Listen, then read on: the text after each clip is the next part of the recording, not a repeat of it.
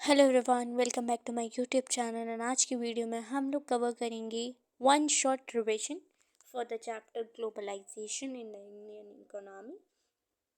Most important और expected questions आपके boards में कौन से होने वाले हैं और PYQs, ये तीनों चीज़ों को हम इस ही वीडियो में आराम से कवर कर लेंगे। ठीक है, अगर चैनल को सब्सक्राइब नहीं किया है तो जल्दी से सब्सक्राइब कर दो, क्योंकि आगे आने वाली वीडियोस आपके लिए बहुत हेल्पफुल है। और मैंने मोस्ट एक्सपेक्टेड क्वेश्चन सिविक्स के चैप्टर के शॉर्ट वीडियोस में डाल रखे हैं, जाकर देख सकते हो। तो चलिए जल्दी से स्टार्ट करते हैं। तो ये सारी चीज़ें हम इस ही वीडियो में कवर करेंगे और बाकी सारे चैप्टर्स मैं बता दूं, बाकी सारे चैप्टर्स जो इकोनॉमिक्स के हैं वो मैं डाल चुकी हूँ। Most expected questions plus PYQs के साथ प्लेलिस्ट में मिल जाएंगे। ठीक है, नाउ स्टार्ट करते हैं। सबसे पहले ग्लोबलाइजेशन वर्ड आते ही आपके दिमाग में आएगा कि ग्लोबलाइजेशन क्या होता है। ग्लोबलाइजेशन क्या होता है? तो ग्लोबलाइजेशन क्या है? ग्लोबलाइजेशन ग्लोबल वर्ल्ड से मतलब होगा थोड़ा सा ग्लोबलाइजेशन का। ठीक है, तो ग्लोबलाइजेशन यानी कि पूरे ग्लोबलाइजेशन मतलब हो गया कि इंटरलिंकिंग।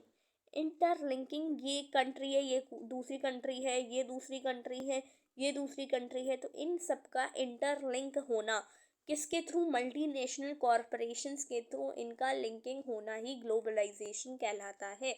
इनका ग्लोबलाइजेशन ही कहलाता है। मल्टीनेशनल कॉरपोरेशंस क्या होते हैं? मल्टीनेशनल कॉरपोरेशन भी एक क्वेश्चन बनता है। PYQ। MNC is a company that owns or controls production in more than one nation। एक से ज़्यादा नेशन में MNC क्या करता है? प्रोडक्शन होल्ड करता है। MNC याद रहे वहीं पर ही चीज़ों को प्रोडक्शन करेगा, इंडस्ट्री खोलेगा जहाँ पे उसे चीप लेबर, चीप रिसोर्सेज मिलेंगे। वहाँ के हो सकता है वो उस पार्टिकुलरली लोकल कंपनी को ख़रीद ले, क्योंकि उसको उस पर अपना टैग लगा कर बेचे तो वो वर्थ इट हो जाएगा, यानी कि उनको प्रॉफिट मिल जाएगा। मल्टीनेशनल कॉरपोरेशंस ऐसी ही चीज़ों को ढूंढते हैं कि यहाँ से उठा के ले जाओ दूसरी कंट्री में उसको बेचो। इस तरीके का काम कौन करेगा? मल्टीनेशनल कॉरपोरेशन करता है। एक कंपनी जो कि ओन करेगी या कंट्रोल करेगी प्रोडक्शन एक से ज़्यादा नेशन में, एक से ज़्यादा नेशन में। ठीक है, उसके बाद the goods and services are produced globally. Production is in increasingly complex ways. ठीक है, नाउ इंटरलिंकिंग, यही क्या हो गई? डेफिनेशन हो गई ग्लोबलाइजेशन की, कि ग्लोबलाइजेशन क्या हो गया हमारा? Interlinking production across countries, countries के across interlinking production.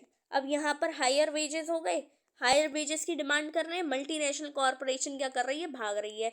We will shift the factory to another, क्योंकि यहाँ पे बहुत ज़्यादा एक्सपेंसिव हो गया है। तो मल्टीनेशनल कॉरपोरेशन कहाँ जा रही है? अलग। ये पूरी एक कंपनी है जो जा रही है कि हम कहीं और इन्वेस्ट करेंगे, क्योंकि यहाँ के लोग बहुत ज़्यादा डिमांड कर रहे हैं। ठीक है, the money that is spend to buy assets, जैसे कि हम लैंड वगैरह को खरीदने में जो मनी पैसा लगाते हैं, मशीन वगैरह को खरीदने में जो पैसा लगाते हैं उसे हम इन्वेस्टमेंट कहते हैं। और इन्वेस्टमेंट जो MNC करता है उसे MNC करता है, उसे हम फॉरेन इन्वेस्टमेंट कहते हैं। Again important question, foreign investment क्या होता है? जो इन्वेस्टमेंट MNC कर देता है वही फॉरेन इन्वेस्टमेंट होता है। तो हम यहाँ से देख सकते हैं प्रोडक्शन MNC कहाँ करता है? जहाँ पे लोकल प्रोड्यूसर्स चीप लेबर उसे मिल जाता है। As a result production in these widely disposed locations in is getting interlinked. Interlinking हो जाती है जो लोकल प्रोडक्शन करने वाले होते हैं उनकी दूसरे कंट्रीज से MNC के through. Foreign trade and integration of markets, foreign का ट्रेड किस तरीके से चलता है और इंटीग्रेशन कैसे होता है ट्रेड्स का। यहाँ अगेन चाइनीज़ टॉयज़ का बताया गया है कि चाइनीज़ टॉयज़ जब इंडिया में आए तो लोगों को नई चीज़ लगी और लोगों को नई चीज़ पसंद आने लगी। मेड इन चाइना की चीज़ें लोगों को ज़्यादा पसंद आने लगी और उसे वो चीप और अफोर्डेबल मानते रहे और चीज़ों पर क्या हो गए? डिपेंड हो गए चाइनीज़ की। Foreign trade thus results in connecting the markets or integration of markets in different countries. तो अगेन हम ग्लोबलाइजेशन को चाइना का एग्जाम्पल लेके समझा सकते हैं. अगेन अब क्वेश्चन अराइज होता है कि ग्लोबलाइजेशन क्या होता है. ग्लोबलाइजेशन वो प्रोसेस है जहाँ पे रैपिड इंटीग्रेशन या फिर इंटरकनेक्शन होता है कंट्रीज का. More and more services and investment जहाँ पर होती हैं कंट्रीज़ के बीच में, उसी को हम ग्लोबलाइजेशन बोलते हैं. ग्लोबलाइजेशन की वजह से क्या चीज़ों में इंक्रीमेंट आया है. तो सबसे पहले तो टेक्नोलॉजी बहुत ज़्यादा बढ़ गई है, जिससे जैसे जैसे कंपटीशन अराइज होता है वैसे वैसे टेक्नोलॉजी में भी चेंजेस आते गए हैं. यहाँ पे कंटेनर फॉर ट्रांसपोर्ट गुड्स के लिए किस तरीके से पाइपलाइंस भी आ चुकी हैं अब तो. ठीक है, तो टेक्नोलॉजी में इम्प्रूवमेंट आया है. इस फैक्टर के बढ़ने की वजह से, ग्लोबलाइजेशन फैक्टर बढ़ने की वजह से आपका इंफॉर्मेशन एंड कम्युनिकेशन टेक्नोलॉजी आ गया है. मतलब चीज़ें बहुत ज़्यादा आईटी का यूज़ करने लगे हैं लोग, टेक्नोलॉजी का यूज़ करने लगे हैं ग्लोबलाइजेशन की वजह से. अब लिबरलाइजेशन क्या होता है. लिबरलाइजेशन हो गया यानी कि जो ट्रेड बैरियर्स होते हैं उनका रिमूवल कर देना, सो दैट जो चीप प्रोडक्ट्स हैं वो हमें मिल जाएं. टैक्स बैरियर को हटा देना, उस रेस्ट्रिक्शन को हटा देना. Removing barriers, again an important question. Liberalization is again an important question. कहाँ गया. रिमूविंग बैरियर्स और रेस्ट्रिक्शंस सेट बाय गवर्नमेंट, जो गवर्नमेंट ने पहले लगाए थे वो उसको रिमूव करना, उसी को हम लिबरलाइजेशन बोलते हैं. ये अगेन एंड 1 मार्क्स क्वेश्चन बन चुका था. जो लिबरलाइजेशन क्या होता है ये पूछेगा क्वेश्चन आपसे. वर्ल्ड ट्रेड ऑर्गेनाइजेशन क्या है. इसमें क्या होता है, वर्ल्ड ट्रेड ऑर्गेनाइजेशन में क्या होता है, suppose to allow free trade for all. In practice it is seen that the developed countries have unfairly retained trade barriers. तो ये फ्री ट्रेड को अलाउ करता है. ठीक है, ये भी एक क्वेश्चन बन जाता है. Impact of globalization in India. तो इम्पैक्ट हमारे 2 तरीके के होंगे. गुड इम्पैक्ट्स भी होते हैं हमारे ग्लोबलाइजेशन में और कुछ बैड इम्पैक्ट्स भी होते हैं. ठीक है, गुड भी होते हैं और बैड भी इम्पैक्ट्स होते हैं. तो एमएनसीज क्या करती हैं, कहाँ पे इन्वेस्टमेंट करती हैं, जहाँ पे इसे चीप लेबर मिले. अब जहाँ पे चीप लेबर नहीं मिल रहा है वहाँ पर एमएनसी नहीं प्रोडक्शन करवाएगा. डिसएडवांटेजेस. लोकल कंपनीज को ये सप्लाई करता है रॉ मटेरियल वगैरह. ठीक है, रॉ मटेरियल वगैरह ये देता है. फ्लेक्सिबिलिटी नहीं अलाउ करता है ये. ठीक है, राइजिंग कंपटीशन. ग्लोबलाइजेशन के आने की वजह से कंपटीशन बढ़ रहा है और लोकल प्रोड्यूसर्स इस वजह से कुछ नहीं कर पा रहे हैं. कुछ चीज़ों में एम्प्लॉयमेंट भी बिगड़ता जा रहा है.